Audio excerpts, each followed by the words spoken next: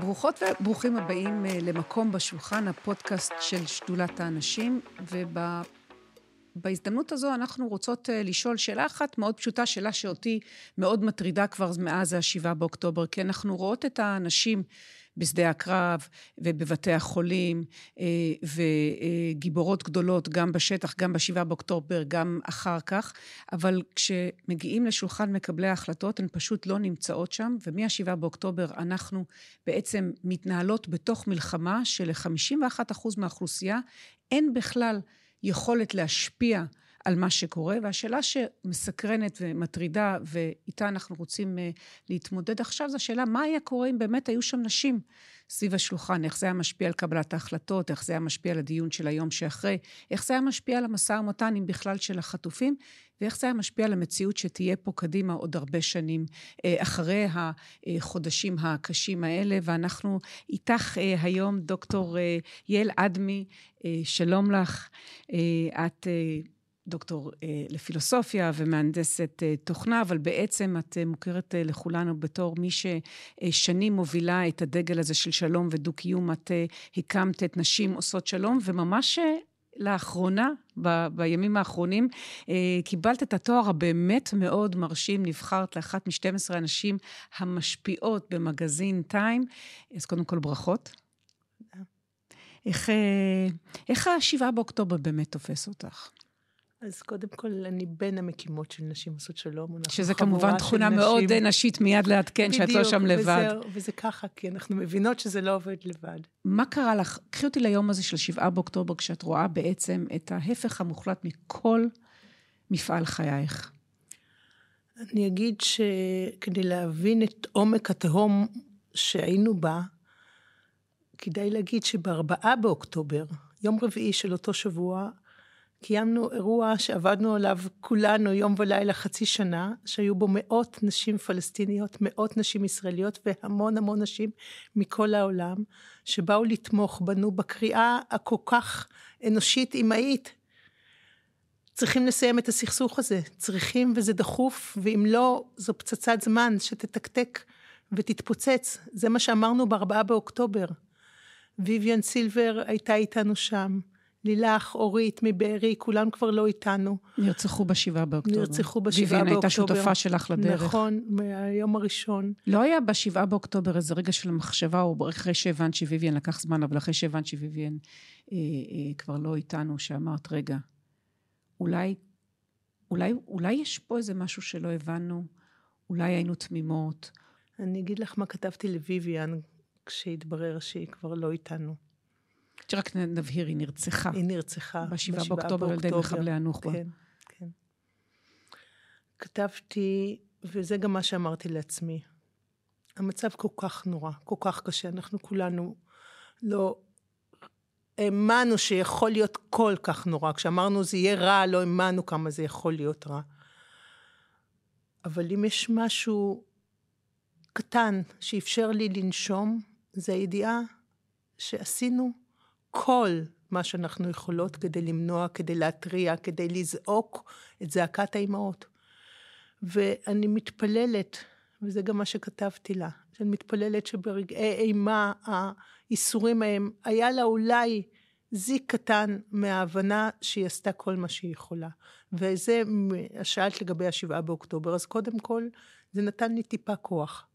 והדבר השני שקרה מיד בצהריים, זה שכתבה לי רים חג'אג'רה, שהייתה לי הזכות יחד איתה ברשימה של נשות השמש, ממש.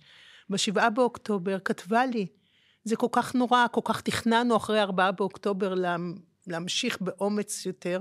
היא אמרה לי, זה כל כך נורא, אנחנו חייבות עכשיו יותר חזק להמשיך, והשותפות האימהית הזאת, משני הצדדים, נתנה לי את היכולת, עדיין נותנת לי, להבין שאנחנו, הקול של האימהות, של הנשים משני הצדדים, זה התפקיד המרכזי שלנו, בתוך הסבל הבלתי נתפס שכולנו חווים עכשיו. את יודעת, אבל עדה שגיא, שהייתה חטופה בעזה וחזרה, אמרה שזה גרם לה, הישיבה שם,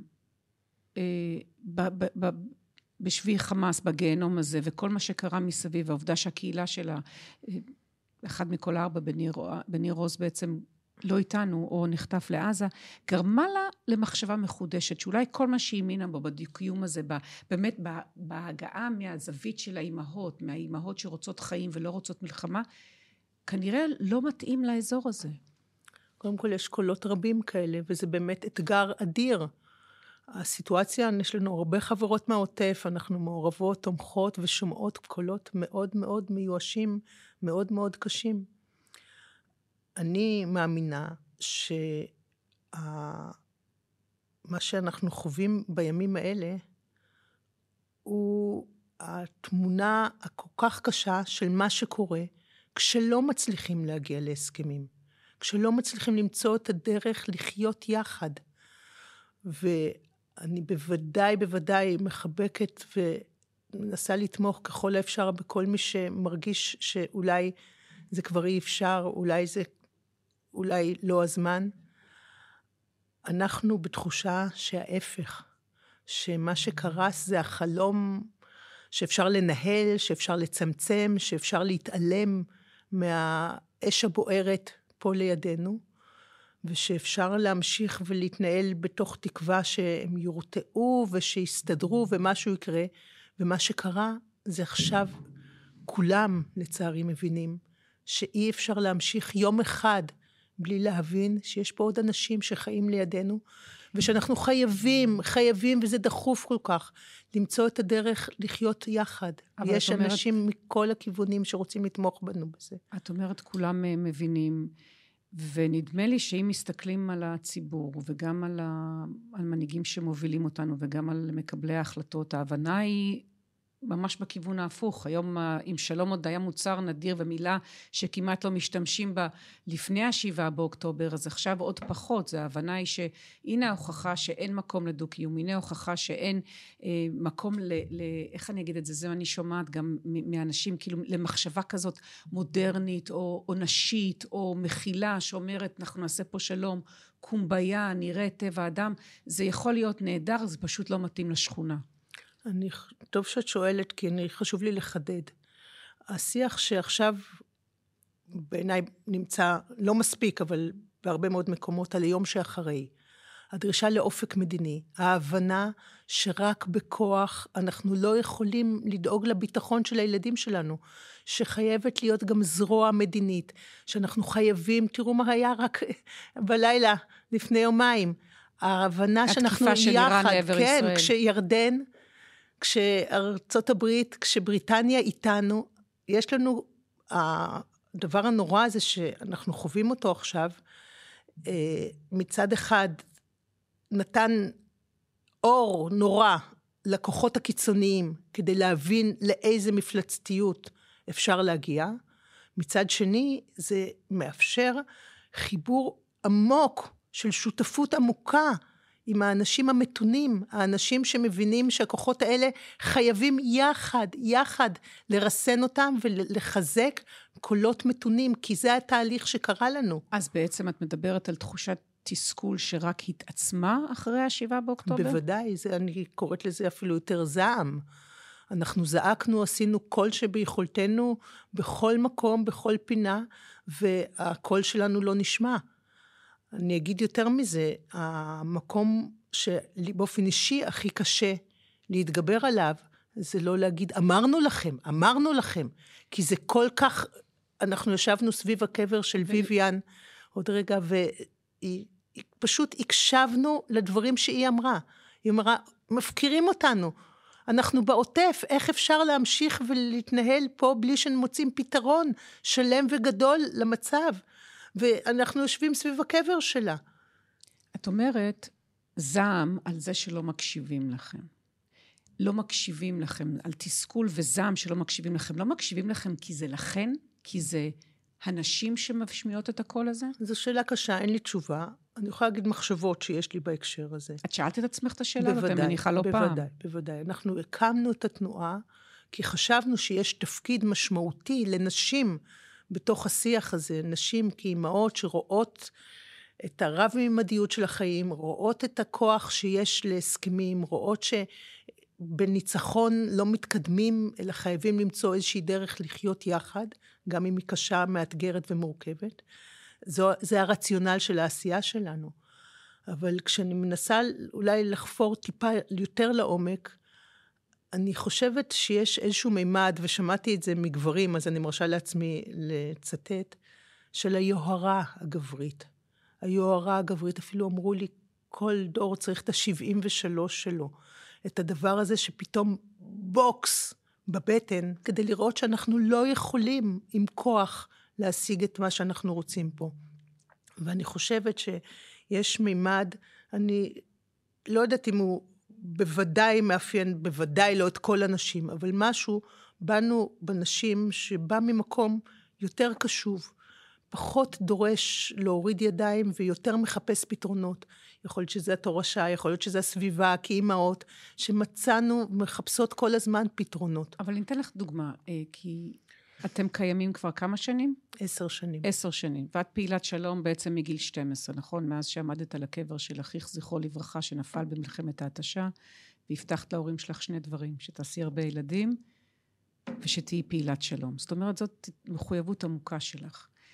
אבל בסוף נניח אני פותחת את האולפנים, וזה גם אומר משהו עלינו, והם מלאים בגנרלים בדימוס, אבל הם לא מלאים בנשים שפעילות לשלום. זאת אומרת, בסוף היכולת להשמיע את הכל בסביבה הזאת, במצב חירום, לא הצלחתן לפרוץ את העניין הזה, ולא הצלחתן לשבת סביב השולחן. למה? כי באתם מהזווית הנשית, או כי לא רוצים להקשיב. איך את מצליחה להסביר לך את הדבר הזה, אחרי מסע כל כך ארוך, עם מחויבות כזאת עמוקה, כשבעולם כן רואים את זה. הנה, קיבלנו הוכחה כל כך משמעותית, שאת אחת מ-12 הנשים המשפיעות של המגזין טיימים, זה לא נתון פה לספק. כן. אני אגיד ככה, האמת שיש משהו כואב נורא, בהבנה הזאת שרק מתוך הכאב, מתוך הדבר הנורא שאנחנו עוברות ועוברים עכשיו, יש תקווה לשינוי.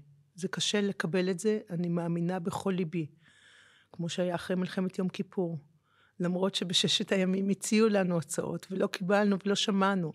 ומלחמת ההתשה ויום כיפור, רק 4 שנים אחרי יום כיפור הצלחנו להבין שעדיף שלום. אני מאמינה ומקווה. ההצעה הסעודית כבר יותר מ-20 שנה לא דנו בה אפילו. לא, אבל ועכשיו... את הולכת, אני רוצה, זה מה שמטריד אותי. מטריד אותי למה הקול הזה לא נשמע. ואני מנסה לשאול אותך, אולי בדיעבד, דווקא, לצערנו, כן, אבל דווקא ההתעקשות הזאת לדבר על נשים למען שלום, ולעשות מזה משהו של נשים, ומשהו שמדבר על אימהות, אולי זה פשוט במציאות הנוכחית לא מאפשר להשמיע את הכל. מיד אומרים, טוב, אלה הנשים, ואלה האימהות, ואלה לא מתאימות לסביבה הכוחנית שבה אנחנו גרות. כלומר, מבחינה אסטרטגית, אני שואלת אותך, אם יש לך איזושהי מחשבות לגבי המסע שעשית, המחויבות שעשית, והעובדה שבסוף זה לא נמצא ליד שולחן מקבלי ההחלטות, לא הקול הזה ולא הנוכחות שלכם. את שואלת שאלות קשות וטובות. אני אגיד לך מה שמתעורר בי מהשאלה שלך. קודם כל, אמונה עמוקה שיש מקום לנשים ויש מקום לאימהות. לא, בזה אנחנו מסכימות, אבל מנסה להבין איך אנחנו יכולות לגרום לזה שזה יישמע. והאם אולי, שזה גם יכולה להיות מסקנה, שבחברה הישראלית הנוכחית, בטח שהיא הולכת יותר ויותר לכיוון המיליטנטי והכוחני, דרך הכניסה היא לנסות ולדבר בשפה שלהם, נניח אם הייתם מוסיפות אנשים למען שלום, ולא נשים. כלומר, זה נושא שמלווה אותנו כל הזמן. אני כרגע, בתחושה שלי, קודם כל, ההבנה שיש מקום. יש מקום לקול המסוים הזה שאנחנו משמיעות, וצריכים להמשיך ולהיאבק כדי שהוא יהיה נוכח. את פוגשת מקבלי ההחלטות?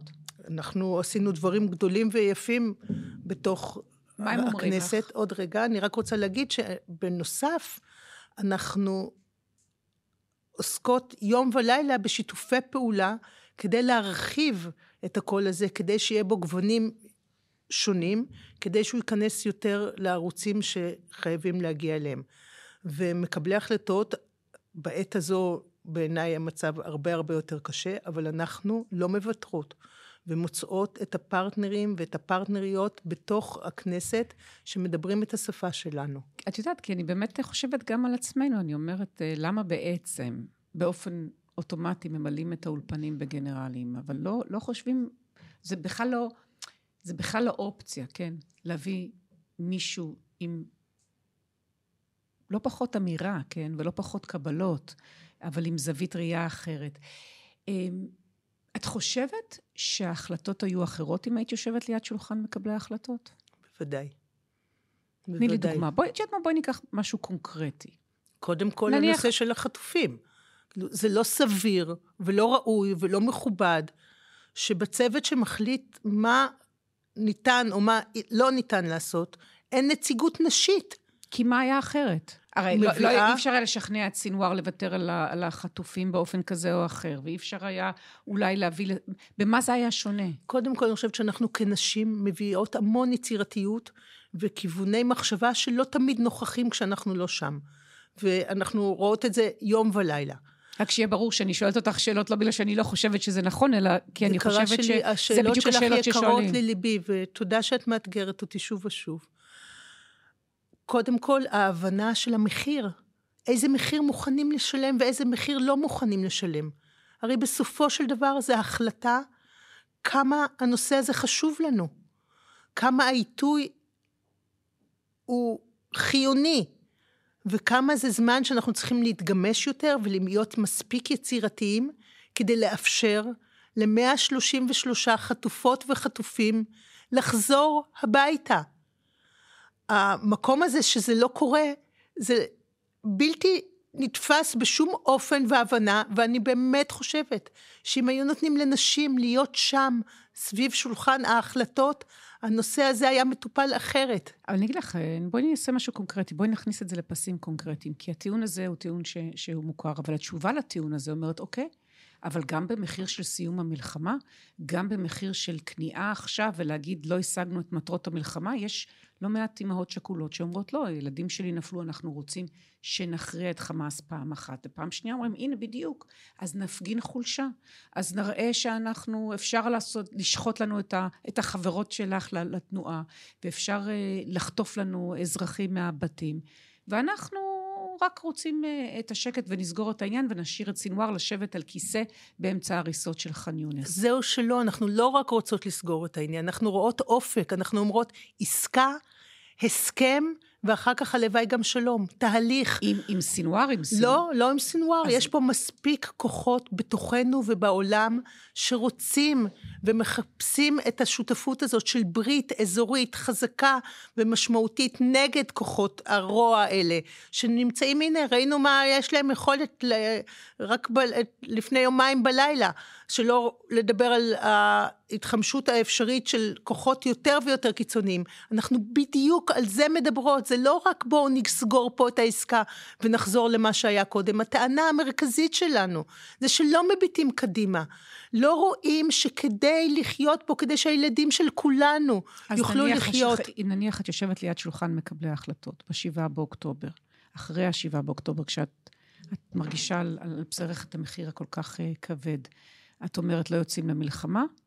אני אומרת עסקה, הסכם, שלום. ואני אומרת השלום יכול אולי להיות כרגע אתגר גדול, אבל ברור שכדי להשיג את הדבר שכולנו רוצים פה, אנחנו חייבים לתת לזרוע המדינית, לזרוע שמדברת ומחפשת פתרונות, כובד משקל שלא היה בו עד הרגע. איך זה ייתכן שלא היה דיון אחד של הקבינט שאמור להחליט על החיים של כולנו ביום שאחרי? יש הצעות שמונחות בטובי המוחות, לא דנים בהם. זה מזכיר לי את הצעת החוק שניסינו לקדם, שכמעט התקדמנו מצוין עד שהממשלה נפלה שוב ושוב.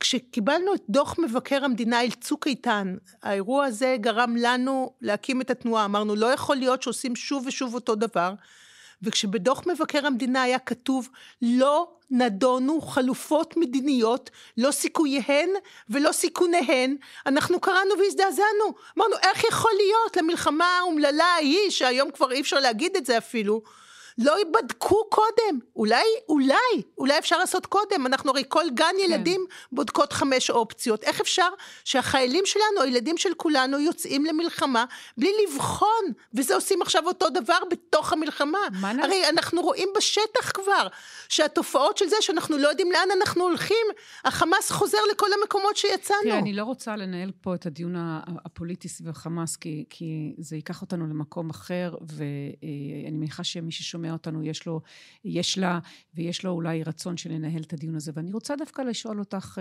איך אמר איתן כבל לפרוצדורה. איך זה קורה שעדיין בקבינט המלחמה אין אישה אחת, בקבינט המדיני-ביטחוני יש אישה אחת, בממשלה הזאת יש בקושי שרות, בצבא זה האלופים שמנהלים את ההצגה. מה לא עשינו נכון, ואיך נגרום לשינוי הזה? או שאנחנו אפילו לא יכולות לצפות לו בחברה הישראלית, כמו שהיא נראית היום. גם כל לצפות אנחנו חייבות, ואני מאמינה שאנחנו צריכות באמת שילוב כוחות, הפודקאסט הזה הוא אחד מהם, יותר ויותר להשמיע את הקול הזה. בואי נדבר עלינו אנשים. אני רוצה עוד שנייה להגיד בהקשר הזה של השאלות שלך, למה זה לא קורה?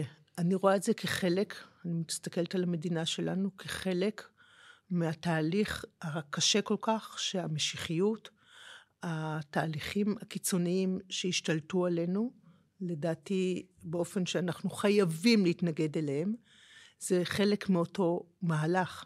זה מהלך שלא מאפשר לנשים, לאנשים שחושבים קצת אחרת, להיות חלק מהשיח, ואני חושבת שזו המלחמה שלנו כחברה, שאנחנו צריכים להשקיע בה את כל מה שיש לכולנו, כדי להציל אותנו מהאבדון. הכיוון הזה שלא שומעים נשים, לא שומעים קולות ליברליים יותר, דמוקרטיים יותר, זה כיוון שיכול לקחת את כולנו לאבדון, אין זמן, אנחנו רואים לאן זה יכול להידרדר. ומה הנגזרת? הנגזרת היא לחבר כוחות, מה שאנחנו עושות עכשיו, למצוא עוד פרטנרים ועוד פרטנריות, ולהשמיע כאזרחיות ואזרחים את הקול הזה, באופן כזה שאי אפשר יהיה להתעלם ממנו. יש לנו מודל של נשות ליבריה, בתחילת התנועה נוצר חיבור עם לימה בוי, שהיא זוכת פרס נובל לשלום, וכל מי שהיה מיואש, פשוט הראינו להם את הסרט על נשות ליבריה. מאות הקרנות בכל פינה בארץ.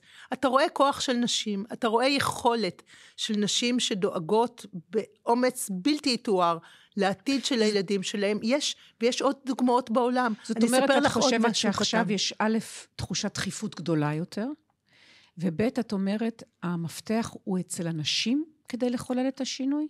כדי להשפיע, אני אשמח גם אם נמצא ערוצים אחרים, אני רוצה לספר לך סיפור מ-4 באוקטובר. הגיעה לברך אותנו שגרירת אירלנד, חלק משגרירות ושגרירים רבים שבאים לחזק אותנו, ועמדה על הבמה ב-4 באוקטובר, ואמרה, אתם יודעות למה הסכסוך שלכם עוד לא נגמר?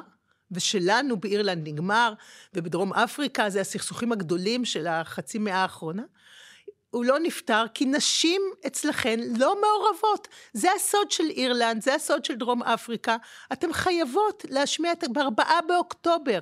עכשיו, יש מחקרים, יש חוק 1325, יש החלטה של האו"ם, יש מחקרים שאומרים, נשים נמצאות סביב שולחן קבלת ההחלטות, גם מגיעים לפתרונות יותר יצירתיים, וגם מצליחים למצוא הסכמים ברק ימה, מחזיקים יותר זמן. אני חושבת שכל אימא יודעת שכשהילדים רבים, היא תמיד מוצאת את הדרך. מכאן התסכול הכל כך גדול, מכיוון שהרי אנחנו מסכימות על זה, ואני רואה את זה בעבודה שלי גם ביום יום, אני רואה גם איך לפעמים דברים שאני אומרת או חושבת או אומרת בשיחות רקע, אני יכולה להניח שהגלגלים מאחורה אומרים, טוב, נו, עוד פעם התפיסה הנאיבית הנשית הזאת, שחושבת שהמזרח התיכון זה שוויץ. אני מבינה על מה את מדברת, אבל בסוף המצב לתפיסתי הולך ומדרדר, הוא לא הולך ומשתפר. אני מסתכלת באמת על שולחן מקבלי ההחלטות, זה לא שיש באופק מישהי שתוכל לשבת גם עוד דבר מעניין, משהו במאבק הנשים, את מסתכלת על הנשים הפוליטיקאיות שהובילו מפלגות,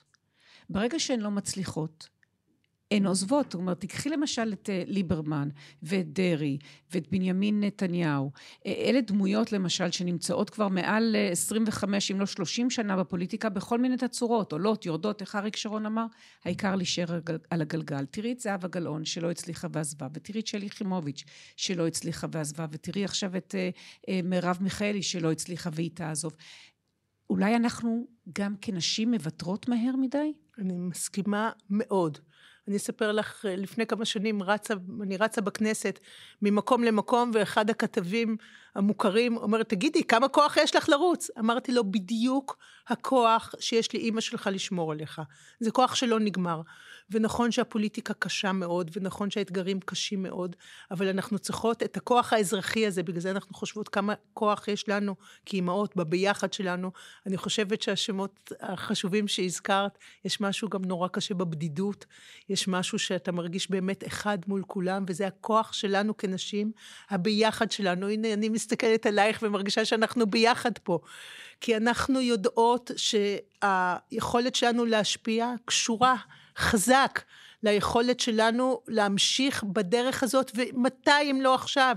מתי? אני אומרת לחברות שלי, 10 שנים עבדנו, חלמנו שנשפיע, והנה עכשיו הגיע הרגע שאנחנו חייבות בכל דרך להשמיע את הקול שלנו, וגם אני רוצה להגיד לך שאנחנו עובדים עם מכוני מחקר, יש מחקרים מאוד מעודדים, אולי על פניו זה לא נראה, אבל יש יותר מ-50% מהאזרחים שלנו שמבינים שחייבים אופק מדיני, שחייבים ברית, שחייבים לאפשר לפלסטינים באיזשהו אופן לייצר אחריות, מדינה מפורזת, כוחות משותפים, יש כוחות במדינות ערב, יש כוחות במדינות מערב, כולם מבינים שהדבר הזה חייב ללכת לכיוון אחר. תגידי, הסתכלת על הלוחמות, הגיבורות, אנשים שהיו בשדה הקרב, אנשים שנלחמו ב7 באוקטובר, וסביבה נתפתח השיח של הנה גם אנשים יכולות, אפרופו הדיון שהיינו עדים לו ב6 באוקטובר, לטרלול הפרוגרסיבי, זה מבחינתך המודל הנכון, או שאת אומרת, זה טוב שהן נמצאות שם, אבל זה בדיוק הפוך מהמסר שאני מנסה להוביל. קודם כל, אני לא יודעת מה נכון ולא נכון, אני מאמינה ותומכת, יש לנו יחד 6 ילדים, מתוכם 5 בנות. כולן היו בתפקידים מאוד משמעותיים, כולל מצטייניות ומצטיינים, ואני גאה בהם. אני גאה בהם כי אני חושבת שהם מימשו את מה שניסינו להנחיל בבית שלנו, שיש לך אחריות, אתה עושה תפקיד, תעשה אותו במלוא תשומת הלב. את יודעת, זה מעניין שאת מדברת על עצמך בלשון זכר, יש לך תפקיד, למה לא להגיד יש לך תפקיד? כי אני לא רוצה לפגוע בבן. לא, אבל בכלל, כשאנחנו מדברות על עצמנו בלשון זכר, וכמה חברות שלי, אני ניסיתי להשתפר, ואני גדלתי בחברה מאוד גברית, אני עבדתי בהייטק בתור מנהלת בחירה שנים רבות, ותמיד הייתי בתוך חברה גברית, ועכשיו אני ב10 שנים האחרונות משפרת את דרכיי, לא מספיק כנראה, אבל ההבנה שקודם כל, קח ברצינות את מה שאתה עושה, אבל אני רוצה להגיד שזה חשוב. קחי ברצינות את מה שאת עושה. יפה לך, תודה. וואי, החברות שלי יודו לך. אז אני אגיד, קודם כל, מבחינת הלוחמות, ליבי איתן עם האימהות שלהם, עם האבות שלהם. אני חושבת שזה לא מספק. זה לא מספק. כאילו יש פה את הכרטיס כניסה לשוויון דרך זה ששוויון, כאילו, אנחנו נהיה כמוכם, והנה ההוכחה שאנחנו יכולות. השאלה אם זאת הדרך גם לתיקון בחברה הישראלית. אז אני אגיד שזו כנראה גם הדרך, ואנחנו מציעות מודל אחר, שאומרות, אנחנו מביאות משהו אחר, אנחנו מביאות ממדים שאתם לא דנים בהם, אנחנו מביאות יכולות שאין לכם, אנחנו מביאות משהו שנחוץ, כי חשוב שברגע הכל כך דרמטי של קבלת ההחלטות, יהיו שם עוד קולות. אי אפשר לראות הכל דרך הפריזמה של המלחמה, של הכוח.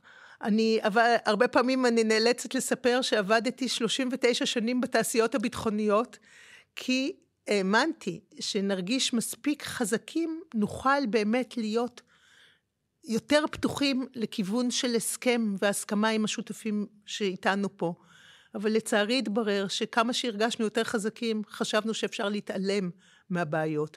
ולכן היום אני מאמינה שהכוח הזה שלנו של נשים מכל העולם, יש לנו שותפות מכל רחבי העולם. אז אני רוצה ברשותך גם לשאול איזו שאלה אישית אחת או שתיים, כי מעניין אותי, אמרת שאת בעצם עבדת מעל 30 שנה בתעשיות הביטחוניות, ועבדת בסביבה מאוד גברית, והיית מהנדסת תוכנה, ובטח בתקופתך עוד היה עוד פחות נשים בתור מהנדסות תוכנה. את חושבת שאת אחרת, או התנהלת אחרת, או התנהלת בעולם אחרת, של יעל, המהנדסת תוכנה ובין יעל שעכשיו מובילה תנועת שלום? זאת אומרת, נאלצת להפעיל שרירים אחרים? אז אני אספר לך משהו אולי פיקנטי. אני סיימתי תפקידי בחברה תעשיית ביטחונית גדולה מאוד, כדירקטור לשיפור תהליכי פיתוח וסינרגיה. איזה שם מפוצץ, כן. בדיוק, תפקיד שהגעתי אליו, כי אמרו, רגע, בעצם מה שאת עושה פה, עם כל האנשים החכמים מסביב, את מאפשרת לדברים לקרות.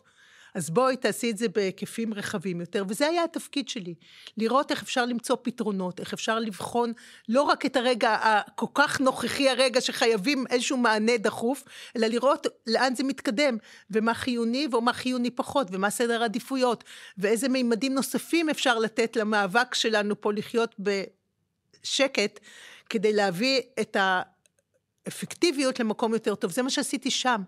וכשהגעתי, אני חוזרת להצעת החוק, וראיתי איך התקבלו החלטות, ומצחי הנגבי, כולל ש"ס, כולם אמרו, איפה הייתם עד עכשיו? איך יכול להיות שהקבינט מדיני ביטחוני עוסק רק בביטחון? עשינו מחקר עומק, דיברנו עם יותר מ-50 מומחיות ומומחים מלב העשייה המדינית, ואמרו, איפה הייתם? איך יכול להיות שהדבר הזה שכל כך נחוץ פשוט לא קיים? אבל אני אחזיר לך שאלה אחרת, איך זה יכול להיות כשאת עובדת בחברה, ואת נושאת בטייטל ההוא, מוכנים לשמוע למה שיש לך לומר, ושמים אותך סביב שולחן מקבלי ההחלטות, אבל ברגע שאת עוזבת את הטייטל ואת המסגרת של חברה, ואת מגיעה מתוקף של מהנדסת תוכנה וקרדנשלס כאלה, והולכת להיות פעילת שלום, אז מפסיקים להקשיב לך, ומפסיקים להזמין אותך, ומפסיקים להתייחס ברצינות למה שאת אומרת, ואני מניחה שאת יודעת, לפעמים בטח מאחורי הגב אומרים, טוב, טוב. כן. הרחם המדבר. כן, אז אני אגיד ככה. קודם כל, הרחם מדבר, וטוב שכך, טוב שנקשיב לו. אני אגיד, אני לא רוצה להתייחס לממשלה הנוכחית, כי בעיניי זו סיטואציה קיצונית ובלתי נתפסת. אבל הרגשת את הפער הזה, איך ביום אחד מקבלים את מה שאומרת, ויום אחר כך כבר לא רוצים לתת לך את המקום סביב השולחן? אני אגיד שככה, אנחנו לאורך השנים, כל שבוע, פעם, פעמיים, 3, במפגשים עם מקבלי ההחלטות. ומקבלות תמיכה, יש לנו פרסומים מאוד משמעותיים שקיבלנו מתוך הכרה בחשיבות שלנו. לצערי, החיוך שלך במקומו, כי לא ממש הצלחנו להשפיע, אבל אני חושבת שזה גם חלק מהמסר שלנו. אנחנו מדברות עם אנשים שבדרך כלל לא נוהגים לדבר עם נשים שבוודאי עושות שלום, ומצליחות לפתוח לבבות ולחבר חיבורים. העת הזו זה לא עת שאפשר בכלל להתייחס אליה במובנים האלה, אבל עד הממשלה האחרונה היה לנו חיבורים ויכולת להשפיע שנבנתה. לא הצלחנו, אבל אותה יכולת, המקום הזה של לדבר עם אנשים ולאפשר להם את הכיוון שאומר, יש פה עוד דברים לעשות חוץ מללכת עוד יותר בכוח. המקום הזה זה קול שחייב להישמע, ואני אגיד לך שיש כל כך הרבה גברים שתומכים בנו, גם הגבר האישי שלי. כולם אומרים, אתם חייבות להיות שם, ואני אגיד שאני גם מאמינה שלרבים מתוך הגברים, באיזשהו מקום יש את הקול הנשי הזה. אם אנחנו ניתן לו לגיטימציה, אם אנחנו ננחיח אותו, אם אנחנו נאפשר גם להם לצאת מהמקום הזה שצריכים לנצח וצריכים לתת יותר כוח, מה שלא נתנו עד עכשיו. מה שאת אומרת לי בעצם, זה שהפוך, דנה, הפוך. ההבנה שלך במסלול הארוך שעשית, ולא יכולנו לזכור את כל הדרך הארוכה, זה שרק אם נשים את הקול הנשי בחזית, לא ננסה להתחפש, ולא ננסה למצוא מישהו שישב לידינו, גבר שייתן לנו את המעטה, רק אז באמת, מכיוון שהוא יהיה קול אותנטי ואמיתי, הוא בסוף ינצח ויקבל את המקום שלו. זאת בעצם התובנה, אם אני מבינה מה את אומרת. אני מבינה היטב, אני רק לא אוהבת להשתמש ברק. אני מאמינה בגם וגם וגם. גם וגם, ברור. גם הקול הזה וגם קולות אחרים. כי אנחנו בסוף רוצות לראות איך נעשה פה, איך יתחולל פה השינוי. את אומרת, לא לחשוב במונחים של נמהל את הקול הנשי, אלא שהקול הנשי, ההבנה שלך הוא זה שיוביל אל השינוי. לא לבוא בדרך אחרת, אלא רק בזכות הקול הנשי. תראי, לקראת סיום, אמרת לי יש לך פה על השולחן ספר אחד שנמצא איתך תמיד בתיק. טוב. אני ראיתי מאוד מאוד מקרוב את מחיר המלחמות. הייתי בת 12, אחי הבכור, ישי ירון, סגן ישי ירון, נהרג בעוד מלחמה שאפשר היה למנוע. הוא היה מאוד אמיץ, הוא הציל שם את המוצב, הוא קיבל על זה אות המופת, אבל הכאב שהמשפחה נושאת, זה כאב אין מילים שיכולות לתאר, ואני ראיתי את אמא שלי פשוט מתה מצער. וכל פעם כשאני פוגשת עוד שכול, אני יודעת שאימהות יכולות למות מצער. ומה שקרה אחרי שהיא נפטרה, אנחנו מצאנו מעטפה חומה של מילים שהיא כתבה. שירים. גם פרוזה, הרבה דברים שנגעו מאוד בליבנו, לא ידענו עליהם. ומה שהיה כתוב על המעטפה, תקוות ומשברי לב, והיה מחוק וכתוב משברי לב ותקוות. וזה הכוח שלי כל פעם כשאני קצת מתעייפת או קצת מתייאשת, מתוך משברי הלב הזה, שכולנו חווים עכשיו בעוצמות כל כך קשות, גם אנחנו וגם הפלסטינים. מתוך משברי הלב האלה אנחנו חייבים לצעוד לעבר תקווה, זו אחריות שלנו, כנשים, כגברים, הכוח הזה שצריך להוביל את העשייה שלנו, שצריך לתת לנו את ההבנה וסכסוכים גדולים ומרים יותר משלנו, בלי להשוות, נפטרו. יש דוגמאות שאנשים הצליחו לתת למקום הזה, המקום של הדרך שמאמינה במחויבות הזאת לשנות את העולם. גם אנחנו יכולות. אז אני יכולה בהחלט להבין למה אין שום דבר ושום כוח שיעצור אותך. את מצטטת אותי, אני אומרת, אין כוח בעולם שיעצור אמהות מלשמור על הילדים שלהם. דוקטור יעל אדמי, תודה רבה, ושוב ברכות על הזכייה במעמד הכל כך חשוב הזה, אחת מ-12 הנשים המשפיעות על פי המגזין טיים לשנת 2024.